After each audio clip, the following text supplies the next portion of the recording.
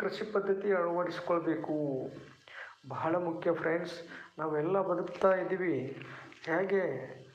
ಆಹಾರವನ್ನು ತಿನ್ನುವುದರ ಮುಖಾಂತರ ಬದುಕ್ತಾ ಇದ್ದೀವಿ. ನಮ್ಗೆ ಆಹಾರ ಇಲ್ಲ ಅಂತಂದರೆ ಉಪವಾಸ ಬಿದ್ದು ಸತ್ತು ಹೋಗ್ತಿದ್ವಿ ನಾವೆಲ್ಲ, ಹೌದಿಲ್ಲ? ಹಾಗಾಗಿ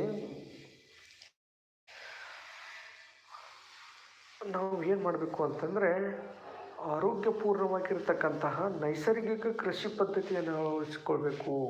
ನೈಸರ್ಗಿಕ ಕೃಷಿ ಪದ್ಧತಿ ಅಂದರೆ ಈ ಕೊಟ್ಟಿಗೆ ಗೊಬ್ಬರವನ್ನು ಉಪಯೋಗಿಸ್ಕೊಂಡು ನಾವು ಬೆಳೆಯನ್ನು ರೆಡಿ ಮಾಡ್ಕೋಬೇಕು, ತಯಾರಿಸ್ಕೋಬೇಕು, ಉತ್ಪಾದನೆ ಮಾಡಬೇಕು. ಅದರಿಂದ ಬರ್ತಕ್ಕಂಥ ಆಹಾರ ಸಿಹಿಯಾಗಿರ್ತದೆ, ಆಮೇಲೆ ಒರಿಜಿನಲ್ ಕ್ವಾಲಿಟಿ ಇರ್ತದೆ. ಅದನ್ನು ತಿನ್ನುವುದರಿಂದ ನಮಗೆ ಯಾವುದೇ ಅಡ್ಡ ಪರಿಣಾಮಗಳು ಬೀರುವುದಿಲ್ಲ. ಅದರಿಂದಾಗಿ ನಮ್ಮ ದೇಹ ಬಲಾಢ್ಯವಾಗಿ ಬೆಳೀತದೆ.